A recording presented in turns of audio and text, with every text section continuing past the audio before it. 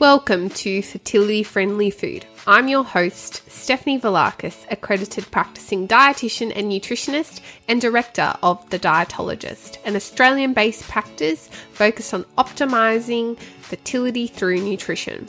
This podcast will bring you snack-size episodes for you to learn, grow, and be inspired by the latest research, facts, and practical lifestyle tips about eating well for optimal fertility, helping you cut through the confusion and myths to take back some of the control on your fertility journey, one bite at a time.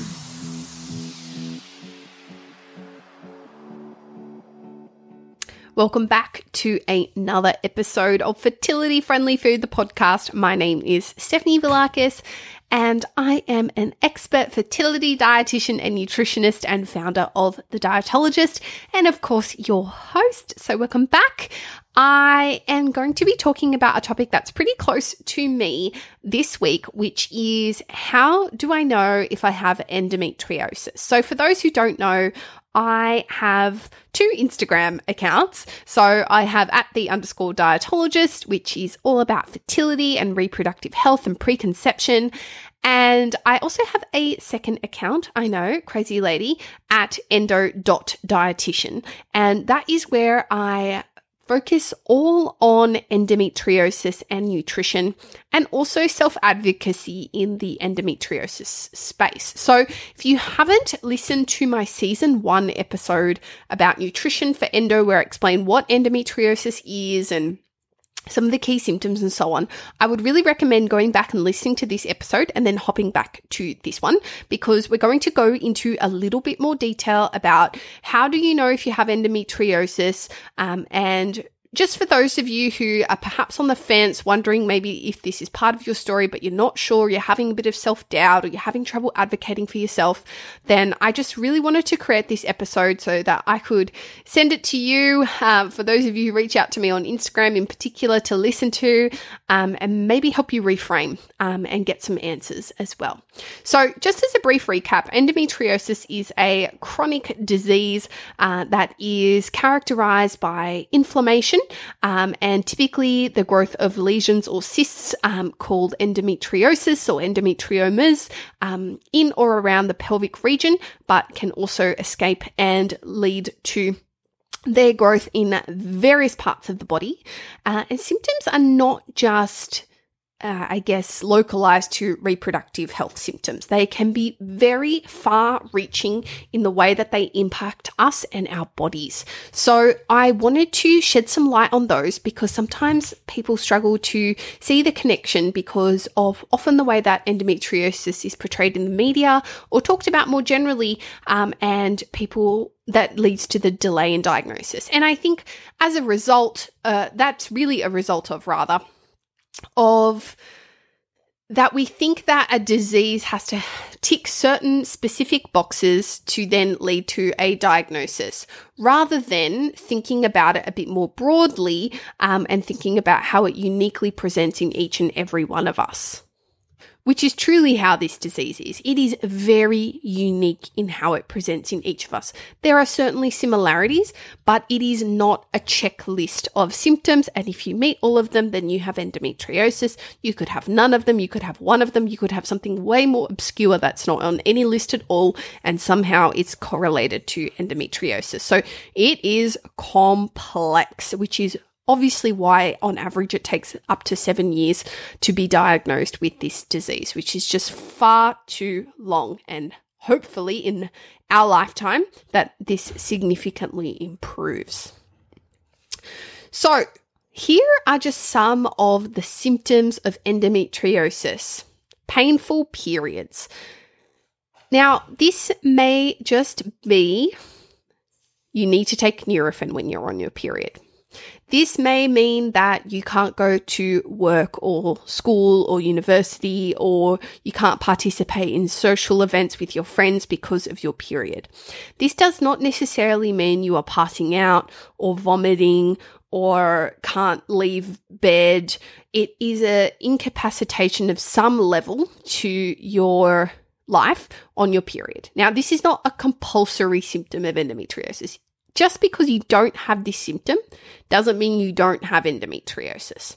it is a red flag. And absolutely, if you're passing out or you're vomiting or you can't get out of bed and you have to take a whole week off of work every single month to get through your period, well, absolutely, that is cause for concern and should not be downplayed or not attended to in any way, shape, or form. But I find we often, in my experience, personally and professionally, when talking with people, as soon as I bring up the word endometriosis, this is what they think of. And so I wanted to shed light that it isn't always like that for everybody with endometriosis. The next thing is pain during or around ovulation. Again, not a mandatory symptom. None of these are. But this can be a little bit of a red flag for potential endometriosis. Pain during or after sex. Sex should not be painful, and there are a variety of different conditions that can lead to pain during sexual intercourse or after sexual intercourse, vaginismus, vulvodynia, and also endometriosis. So there are many different things that you need to explore, particularly if this is your only symptom, but endometriosis should be on the radar. And no, it should not hurt. Just putting that out there once again. Heavy bleeding or irregular bleeding, so having heavy menstrual flow. I think the issue with heavy bleeding, and I was having this conversation with some people over the weekend, is it's very subjective. Heavy to who? I guess at the end of the day, you are the only person who has dealt with your own period, and so it's really hard to report. And when people give you milliliter measurements of heaviness, unless you're using a menstrual cup, you generally have zero idea about how much milliliters of blood you are actually losing.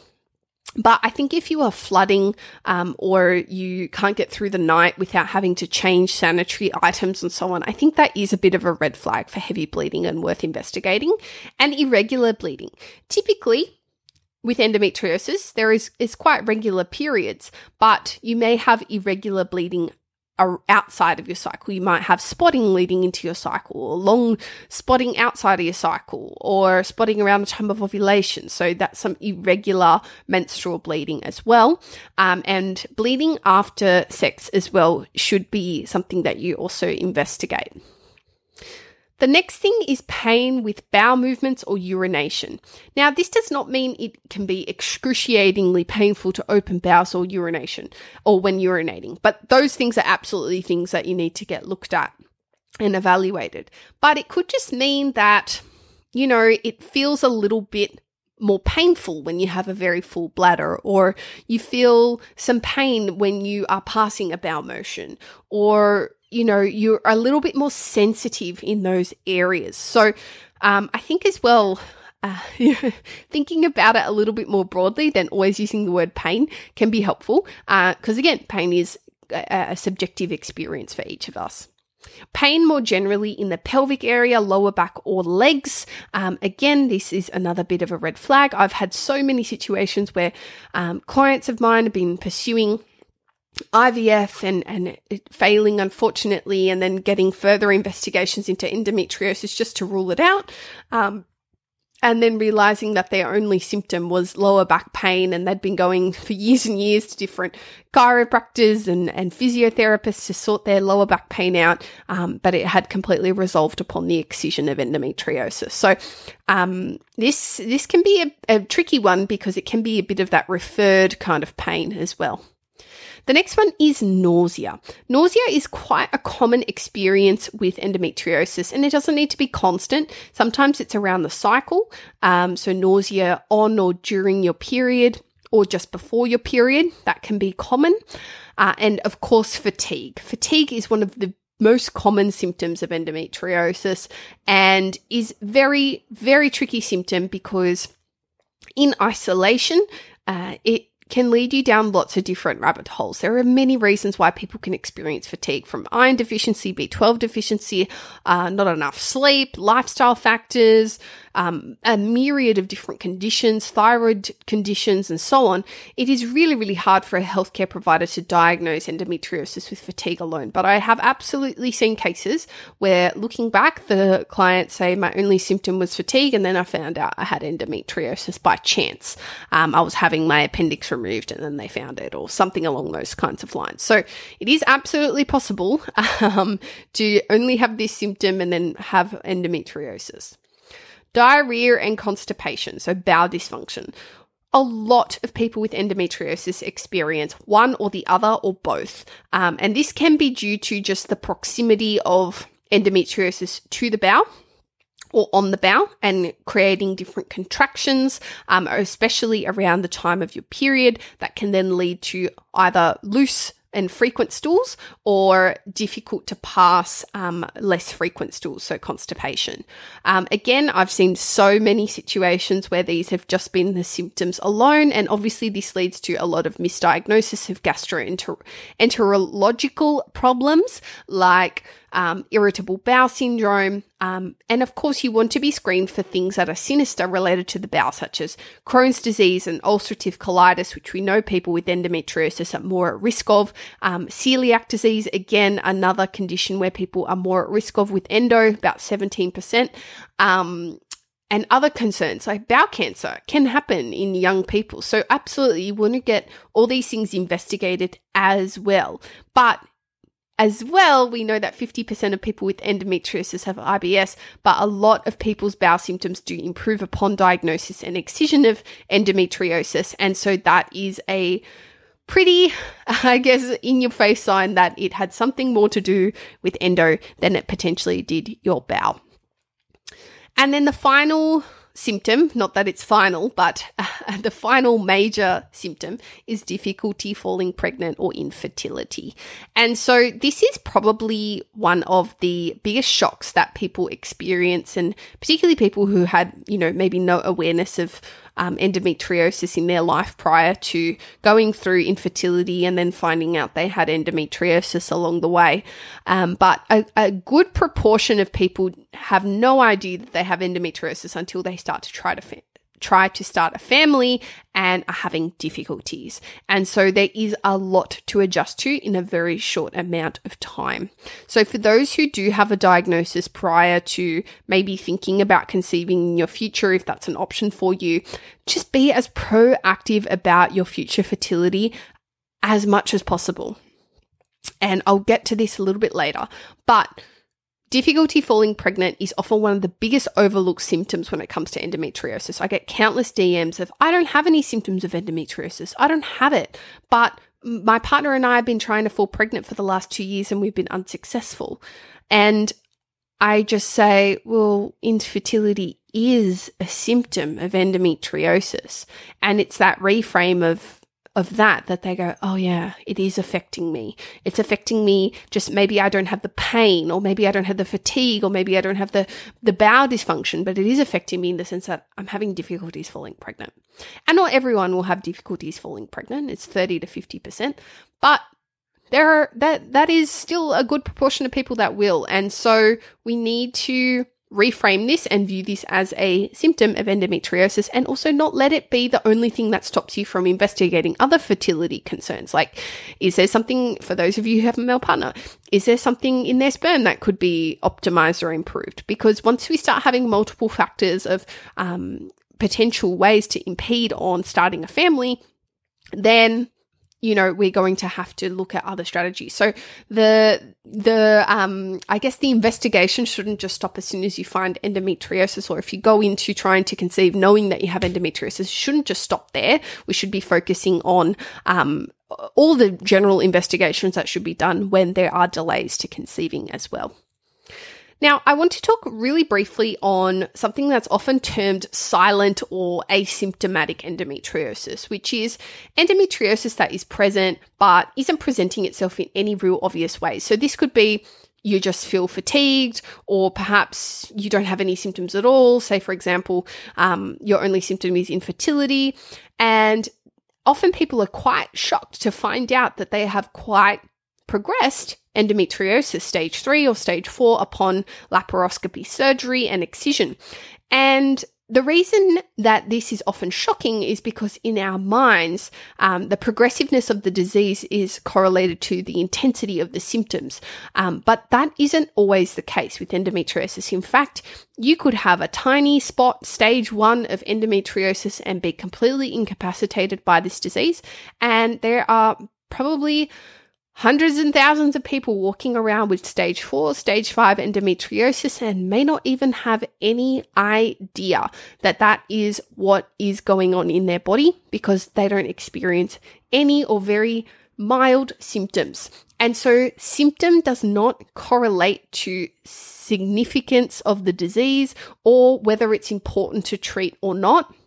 And I think that's incredibly powerful information for many people to have, because often people go, oh, it's minor endometriosis and sweep it under the rug.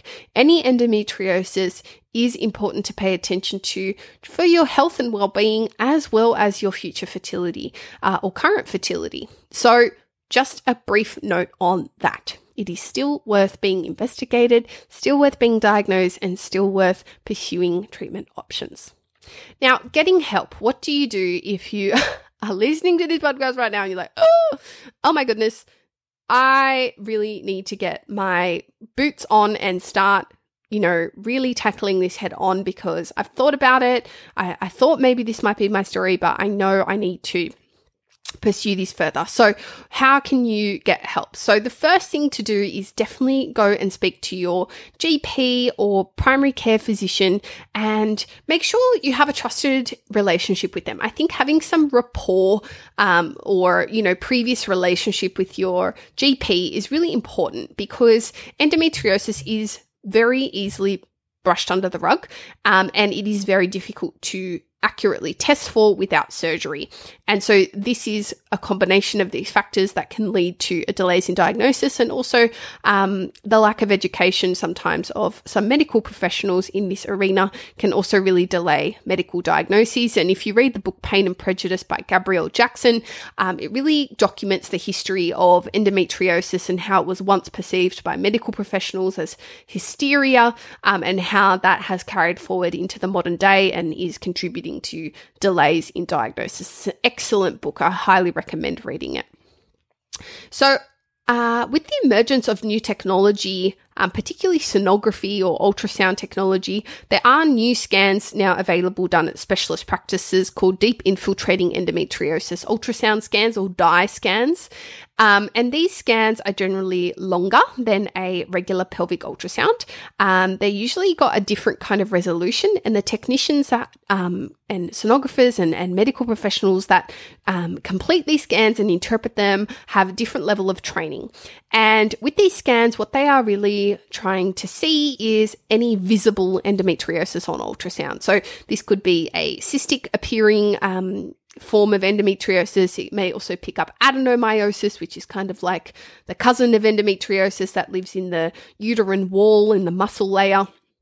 It can also potentially detect if your organs have begun to, become adhered to each other and have adhesions. But if you have kind of diffuse endometriosis kind of everywhere, but not in big chunks, or if it's hiding behind organs and so on, this scan may not pick it up. So just because this scan is negative or is normal, does not mean that endometriosis isn't still a possibility. The only way and the gold standard way of being diagnosed is a surgery called a laparoscopy surgery, which is a keyhole surgery, usually 3 or 4 incisions that are done where a camera is inserted and they look in between and inside all your reproductive organs. I know it sounds intense. It is a little to see whether there is endometriosis present. Now, because that this is the gold standard way to get diagnosed, and obviously nobody wants to go under the knife without good cause. Obviously, there's risks involved with any surgical procedure, and the time and the money and the energy invested in recovering and preparing for a surgery is a lot to ask for.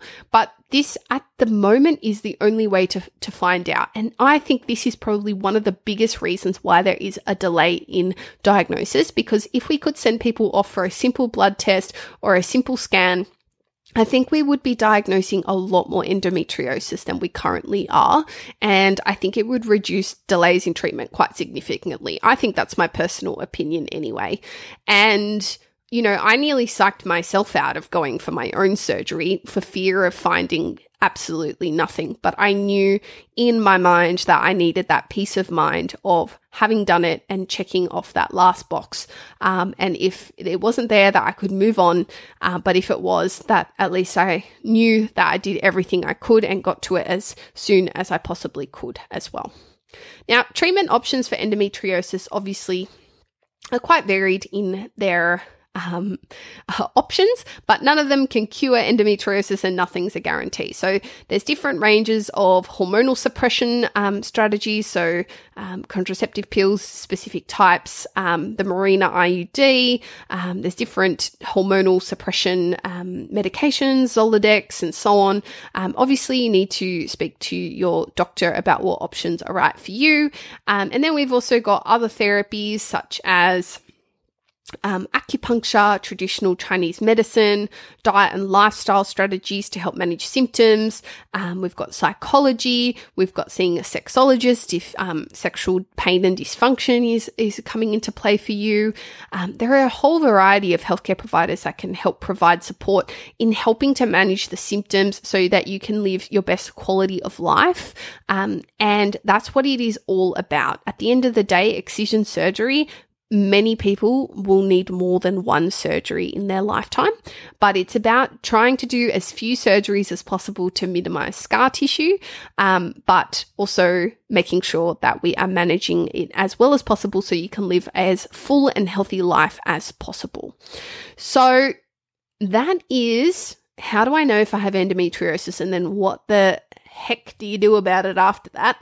So I hope that was really helpful for you and informative. And I do urge you to please speak to your GP or primary care physician or gynecologist about this if you are concerned. I am not a doctor. I am a dietitian with experience in navigating this with my clients and personally. And so I just wanted to share some of these things to raise awareness and to highlight that this is probably more common than what you may think, and that help is available, good help is available, and sometimes you need to seek second and third opinions, but I would absolutely just be that little encourager and say just go for it, go and get that second opinion. If you feel like you're not being heard, you are the expert of your own body, listen to it. Now, if you are interested in finding out which of the 4 most common endo diet types you are, I have a fun quiz for all you endo warriors. And I will leave the link to take this quick and fun quiz in the show notes below, and you will get some tips from me customized to your endo diet type via email. So be sure to drop your email at the end of the quiz to get your result, and also get some fun tips from me about each of your diet types as well. We've had almost 1,000 people do this quiz now, which is wild. So I hope that it will be as useful to you as it is for them. Now, if you do have endometriosis or you're on your journey of getting diagnosed with endometriosis, come on over and follow me at endo.dietitian. I would love to connect with you. And if you have any more requests about endo-specific episodes for the podcast, drop me a DM. I would love to hear from you. Until next time, everyone. Bye.